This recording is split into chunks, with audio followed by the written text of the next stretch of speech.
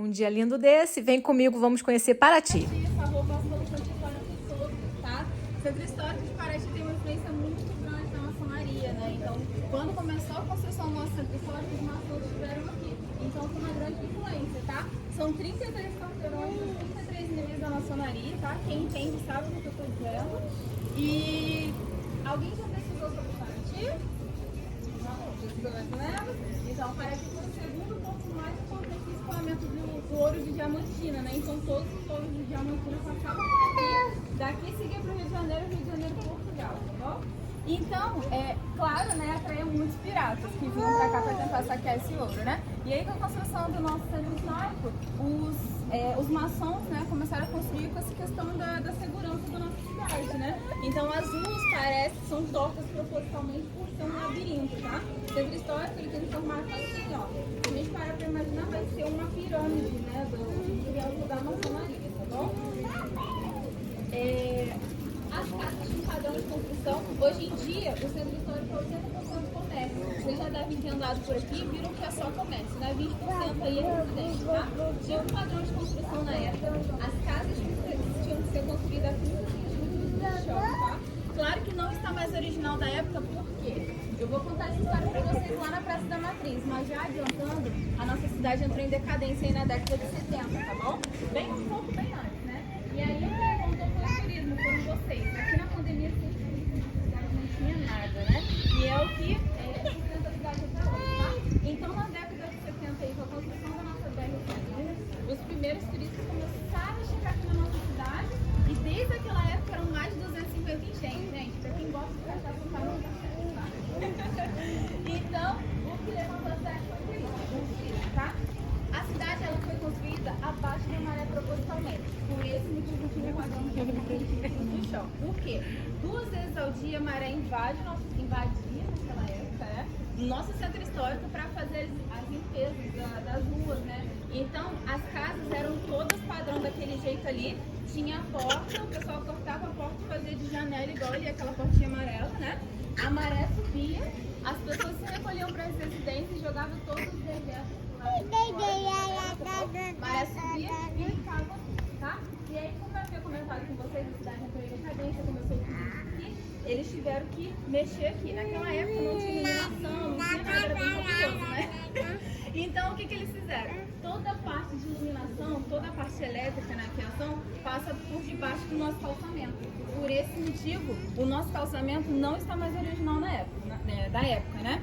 Todo mundo já desmontou e montou alguma coisa, né? Falta peça, sobra peça. Aqui, quando eles desmontaram, faltou peça. Faltou pedra, né? Então, essas pedras aqui lisas, ó, essas aqui que acabam com a nossa vida e fazem a gente escorregar, não são originais da época, tá? As originais são essas ásperas aqui. Todas essas ásperas, principalmente a da sarjeta. Eu particularmente vivo na sarjeta. Alguém já ouviu aquela expressão, fulano tá andando, só tá na sarjeta, só anda na sarjeta? Então a sarjeta é isso aqui, ó, é o meio da nossa rua, tá? Porque eles, para conduzir os escravos, né, eles faziam fila indiana, tá? E conduzia eles pela sarjeta, no meio da rua, que era mais fácil, tá bom? Para ninguém fugir, tá bom? Então por isso essa expressão de sarjeta. E aí, como não está original na época, as ruas têm aqueles veredas, né, que é bem difícil da gente andar. Eu vou levar vocês numa rua que é a mais original da época que a gente vai ver, que é tudo plano, tá? Nada difícil, tá bom? Alguém ficou com alguma dúvida? Diferente, né? Aqui em Paraty é conhecido como pé de moleque. Por quê? Os escravos colocavam as pedras, vinham os filhos dos escravos e ficavam pulando para fixar a pedra. Por esse motivo é chamado calçamento pé de moleque, tá bom? E as nossas telhas são as famosas telhas irregulares. E eu acho que é na Bahia, agora eu esqueci o lugar, acho que é em Ouro Preto. As telhas são chamadas de telha das coxas, né? Em cada lugar eles chamam um nome diferente. Aqui são as telhas irregulares porque, pelo motivo delas serem sido moldadas nas coxas escravas, tá bom? Vamos começar o nosso tour. Bom dia. Se alguém quiser água, tá? Quando a gente coloca no Google, né, os pontos turísticos conhecidos aqui em Paraty, a gente vai ver o sobrado dos bonecos, que é esse sobrado aqui muito bonito. Vocês podem chegar aqui quem não estiver vendo, tá? Todos os sobrados têm 1 ou 2 andares. Esse é o único que são 3 andares, tá? Ele tem uma influência muito grande de Portugal, desde as telhas ali pintadas à mão, né, a gente observa. E é conhecido como sobrado dos bonecos. Tinha os bonecos de porcelana, só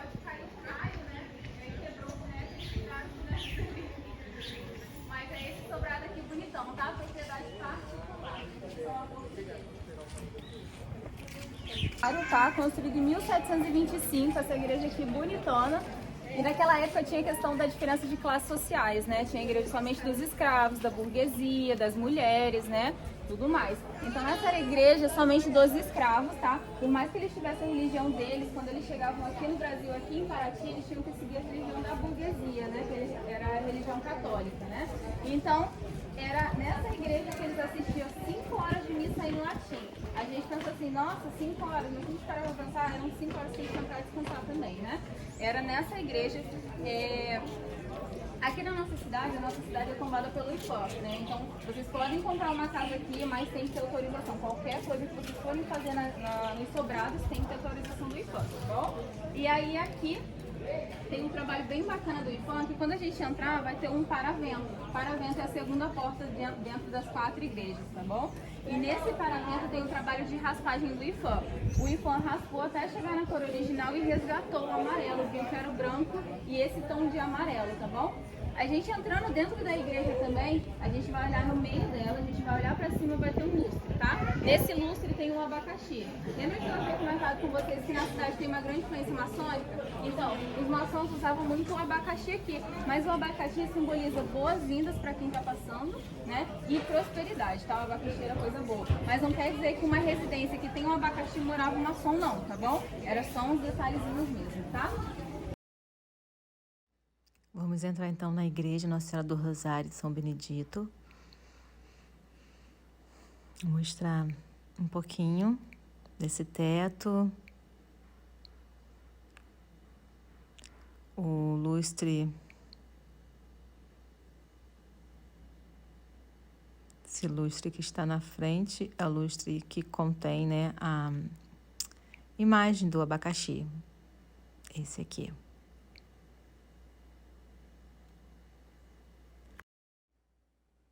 É uma igreja bem simples, mas é uma das igrejas aqui de Paraty que tem muitas visitas de turistas, porque todos querem conhecer as igrejas de Paraty.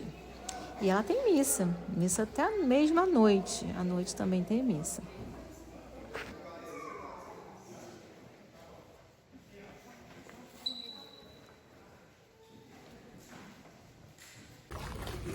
Essa é a praça principal da cidade, Praça Matriz.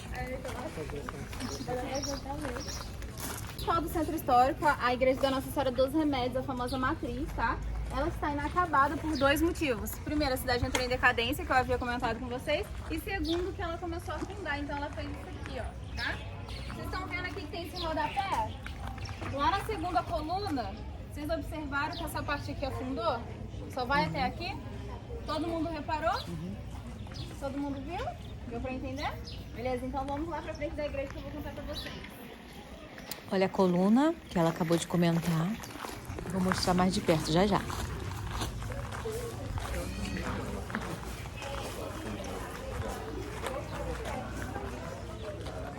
E essa é a nossa praça principal da cidade, tá? Quando tem os eventos, é aqui onde acontece, tá bom? Mês que vem vai ter a Flip, né? A festa literária aí da nossa cidade. Muito forte, turismo nacional e internacional. A gente bomba. Então, a partir do dia 23 do mês que vem, vocês estão convidados, né, a voltar para o Paraty, se hospedar aqui novamente para conhecer aí o nosso festival conhecido, né? Legal.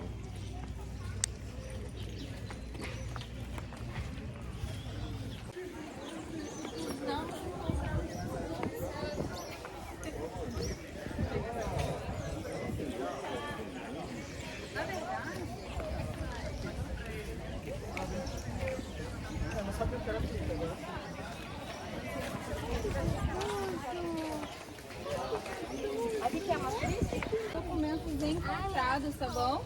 E Paraty, antigamente, em 1540, 1560, Paraty não era isso aqui que a gente está vendo hoje em dia, tá? Paraty era um pequeno vilarejo de São Roque. Alguém já ouviu falar do Morro do Forte, do outro lado ali da ponte? Ninguém ouviu falar do forte? Então, vocês atravessando a ponte, só subir, vai passar pelo cemitério, tem um forte com os grandes canhões e a casa de pólvora, tá bom? Paraty era um pequeno vilarejo de São Roque. por conta de uma capelinha de São Roque que tinha lá, e era acima do Morro do Forte. Então, assim, uns 800 habitantes, era bem pequenininho, tal vilarejo. Os navios europeus, eles só passavam por aqui, eles não paravam, tá bom? Até que numa expedição de Martim de Sal, o primeiro navio europeu parou aqui na nossa cidade, tá? E aí, alguém já ouviu falar do Caminho do Ouro aqui, o Paraty-Cunha? Algum de vocês já deve ter descido essa estrada é maravilhosa, essa serra aí, né? Então, ali em Cunha tem a antiga Estrada Real. Quando os portugueses chegaram aqui, os primeiros habitantes eram os índios, né? Os guaraneses. Eles chegaram aqui, fizeram amizade com os nossos índios, tá bom? Chegaram aqui numa boa. E aí descobriu que tinha um caminho feito pelos nossos índios mesmo que ligava a Lorena. Então, se vocês subirem a Paraty-Cunha, vocês vão chegar em Aparecida, Lorena e tudo mais, né? Então, os portugueses descobriram esse caminho, tá bom? E aí eles escolheram essa cidade para começar o escoamento do ouro dos Jamontins. Então eles paravam com os navios aqui, seguiam a pé. Demorava em torno de 90 dias para poder chegar onde eles queriam, tá bom? E aí houve a necessidade de expansão, né? E naquele vilarejo tinha uma senhora chamada Maria Jacomé de Melo, que era dona de tudo. Tá? E ela mandou uma carta para os governantes, onde ela ia ceder, né, as terras para o crescimento do nosso vilarejo, com duas funções. A primeira, construísse uma igreja para ela, em honor à Nossa Senhora dos Remédios, essa igreja aqui bonitona. Detalhe, essa é a terceira construção, tá? A primeira não foi aqui. E segundo, que respeitasse os nossos índios nascidos daqui, guaraneses. Atualmente nós não temos nenhum guaranês aqui na nossa cidade, tá bom? Foram respeitados, né? Até um determinado momento. Chegou um período que os nossos índios guaraneses começaram a ser perseguidos pelos próprios moradores do nosso vilarejo. Então, o mesmo caminho que eles abriram, que os portugueses estavam utilizando, foi o mesmo caminho que eles pegaram para poder ir embora, tá bom? E aí, como tinha muita terra para pouco índio, vieram os índios de fora, da Paraíba, da Caíba, da Amazônia, da hora para cá, tá bom? Como eu havia comentado, essa é a terceira construção da nossa igreja. A primeira foi do outro lado da praça, não existe essa praça antigamente, né? E a primeira construção foi feita de bambu, tá? E a única igreja de burgueses, né, da burguesia, foi feita de bambu. Eles demoliram a segunda igreja de cal e pedra, tá? Só que eu vou detalhar a primeira construção foi de 1746, tá? E aí, detalhe, a segunda construção tinha muitos burgueses e a igreja era bem pequenininha. Então, teve a necessidade também do crescimento da nossa igreja, né? E aí, eles demoliram e vieram com a terceira construção, que é essa bonitona aqui que a gente tá vendo, tá? Finalizada em 1863, inaugurada 10 anos depois, tá? A cidade entrou em decadência porque os portugueses viram que dava para encurtar o caminho. E Rio Preto dava para ir direto para o Rio de Janeiro, não precisava passar por Paraty, tá? Então eles pararam de passar aqui na nossa cidade. A cidade entrou em decadência, né? Alguém já ouviu falar da Merclint? A Merclint foi um cara que construiu um veleiro, tá? E viajou o mundo. Ele foi lá para Atlântica e voltou depois de um ano. Aquele sobrado azul ali de cima pertence ao Amerclint.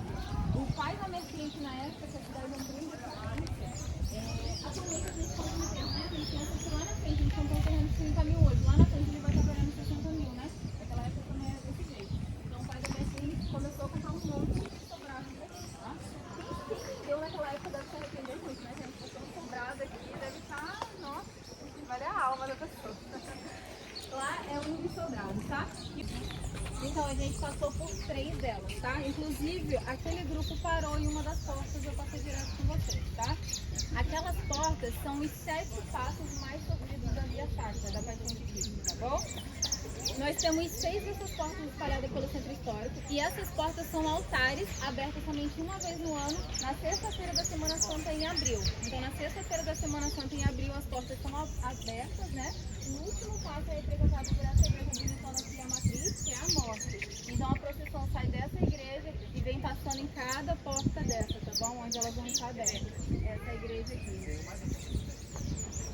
Trombetas serviam para o escoamento da água das casas, tá bom? Então não era sistema de som da época nem nada, é para o escoamento mesmo da água. Essa rua aqui é a rua mais original da época. As pedras são bem originais. Então as casas tem uma sacada de ferro a partir de 1800, tá? E os que não têm ferro foi construída antes. Tem algumas residências que tem o ano da construção bem em cima, né? Mas teve algumas pessoas que compraram a residência, né? Que ao reformar acabou tirando, né? E não tem mais. A gente vai começar a passar por umas agora, que a gente vai começar a ver o ano da construção das casas.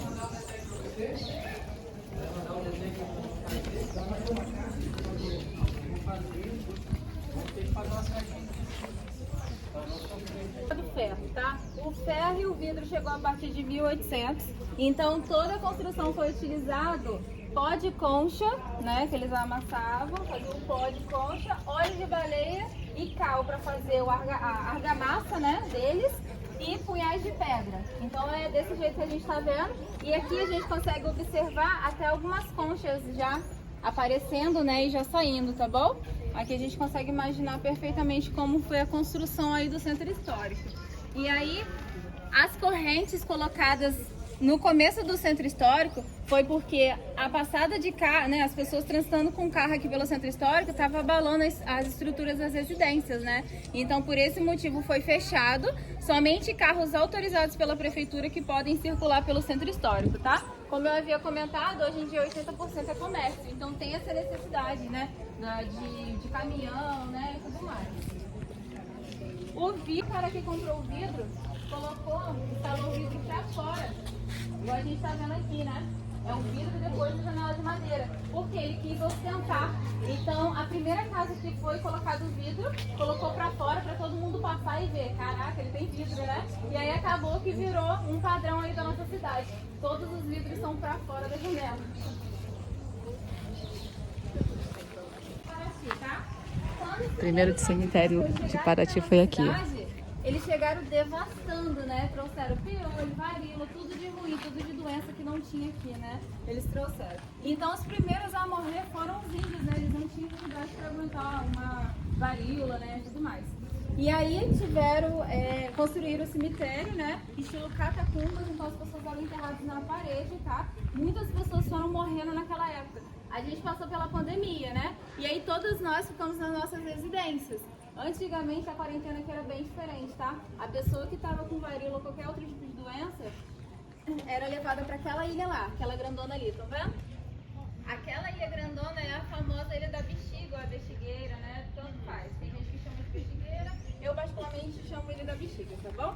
As pessoas eram levadas para lá, morreu, tinha dinheiro para ser enterrado, vinha pra cá para ser enterrado nesse cemitério. Não tinha dinheiro para ser enterrado, era jogado no mar ou enterrado em qualquer outro lugar, tá bom?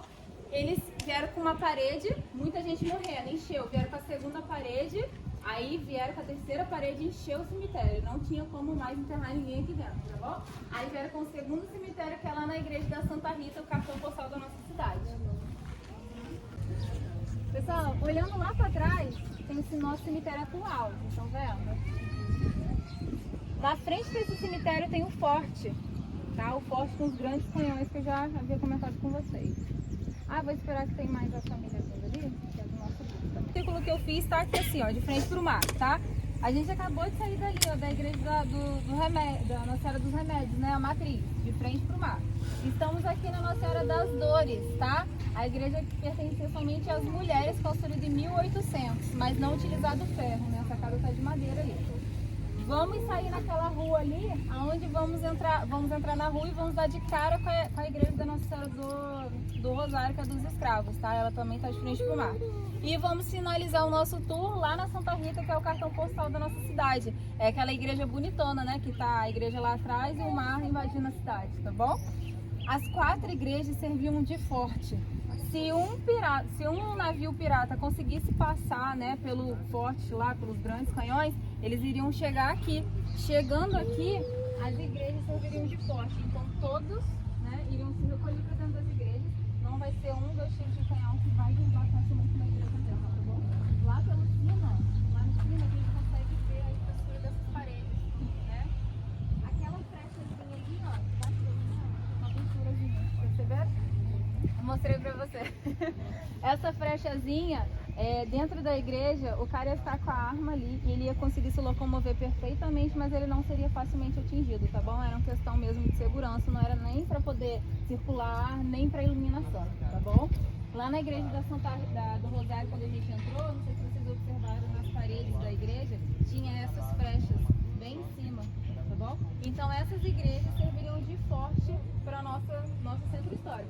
Os caras iam chegar aqui e devastar tudo, né? Já iam derrubar as casas e tudo mais. E todo mundo ia conseguir ficar em segurança dentro das igrejas, tá bom? 5 deixou pro herdeiro dele, que é o príncipezinho, né? Ele é neto da princesa Isabel e bisneto do imperador Dom João II, né? O primeiro foi da espada independente, tá? E esse sobrado pertence à família real. Ele veio pra cá como turista, gostou da cidade, né? E comprou um sobrado, pintou do verde e amarelo. E aí, ele vive aí até hoje, né? Geralmente ele tá sempre aí. Vocês já ouviram falar da Pousada do Príncipe? Pertence a ele também, tá bom? E quem vive aí todos os dias são os caseiros, né? Então tem sempre um caseiro ali, a casa não tá abandonada. Tá? Algumas mais grossas, Esse muro tem as telhas mais originais da época. Perfeitamente aí. O cara que comprou esse terreno, ele construiu um muro e resgatou todas essas telhas originais da época e colocou ali para poder resgatar nessa parte histórica. Bem legal, né? Esse é o sobrado dos abacaxis. Esse é o sobrado dos abacaxis, bem conhecido. Se a gente for pesquisar os pontos turísticos também do centro histórico, vai aparecer esse sobrado aqui bonitão. Maçons, tá? Cada fachada dessa tem 11 símbolos, desculpa, juntando 3 dá um total de 33 símbolos do nível 33 da maçonaria, tá bom? Os maçons no século XVIII, eles foram expulsos de Portugal, né? Então, boa maioria deles vieram para Paraty, né? Porque aqui eles seriam recebidos, eles sabiam exatamente onde eles seriam recebidos, tá? Então, um maçom sabe reconhecer o outro. Eu comentei com vocês do abacaxi, né? O abacaxi simbolizando ali boas-vindas e prosperidade para quem tá passando na rua, né? Mas não quer dizer que só porque tem um abacaxi ali que o cara é maçom, né? Mas ele sabia exatamente os detalhes, igual a fachada maçônica, tem as verdadeiras fachadas e as falsas fachadas, né? Fora isso, quando ele chegava aqui, que ele via os detalhes, né, original, então eles batiam na porta e eles têm a comunicação deles, né? Um maçom sabe reconhecer o outro, tá bom? Então, chegando aqui, eles sabiam exatamente onde eles seriam recebidos. A segunda porta de lá pra cá, daqui pra lá, a segunda porta é falsa. De lá pra cá, a segunda porta é falsa. Dá pra acreditar que aqui era uma garagem? A parede aqui tá cortada, ó, não sei se vocês repararam. Tá vendo aqui? Parede cortada, eles tombavam, né? Colocavam duas tábuas, né? Não sei como ele fazia na época. E aí abria as portas, ele entrava com o carro, fechava, tá bonitinho. Nem dava pra ver que tinha um carro ali. E esse aqui é falso, isso aqui não é uma garagem. Bem legal, né? Olha o ano da construção, 1867. Não fizeram a sacada, né? Nessa casa aqui, ó, foi construída em 1834, já utilizando ferro na sacada. Pertence ao José Marinho, né, da Globo. Então, quando tem essa literária que eu comentei com vocês, os grandes escritores são convidados a se hospedar aqui nesse sobrado, tá? Parece ser 3 sobrados ou 2 sobrados, né? Mas na verdade eram realmente 3. Ele comprou os 3, quebrou tudo por dentro e fez uma coisa só, tá bom?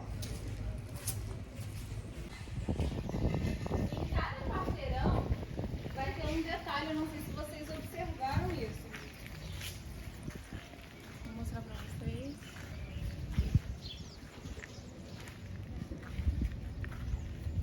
Casa nunca vai ter, tá bom? Se a gente parar pra imaginar, vai ser um triângulo, né? Perfeitamente. Isso, são 3 paias de pedra. Tem um aqui, outro aqui e outro aqui. A quarta casa nunca vai ter. São só 3 que simbolizam, a gente consegue imaginar perfeitamente um triângulo, certo? Triângulo da maçonaria, que significa igualdade, fraternidade e liberdade, tá bom? Então nos 33 quarteirões vão ter aí esse detalhezinho, né, interessante.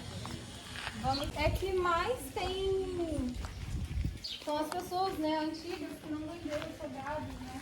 A gente vê aqui que é uma rua bem tranquila. Nessa rua, a maré entra todos os dias, a marca da maré.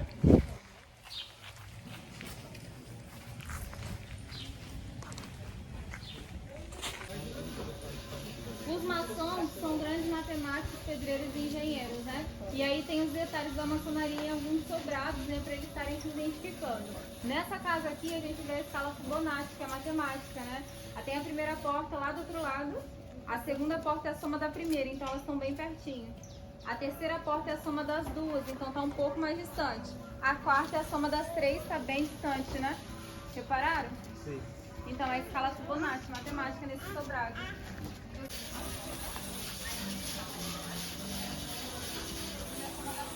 Também.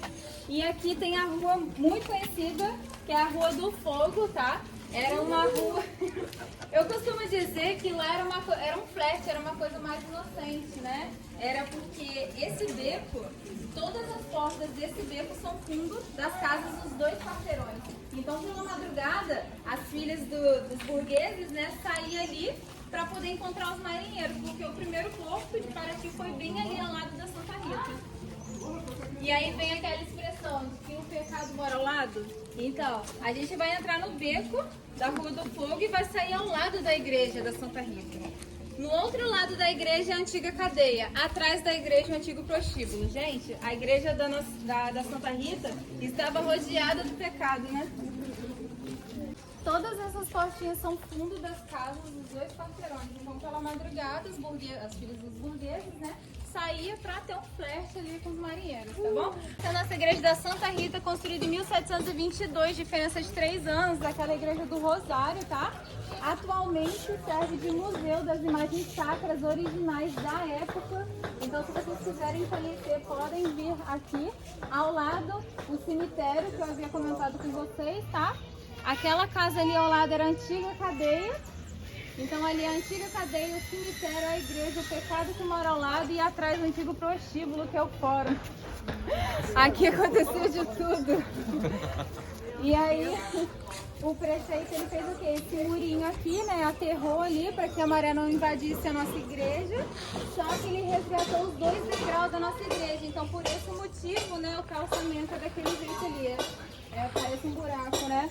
Foi exatamente por conta dos 2 degraus da igreja. Mas ali tem uma bomba d'água, né, que puxa a água aí. E após essa explicação magnífica da história de Paraty, a gente encerra esse vídeo. Espero que vocês tenham gostado.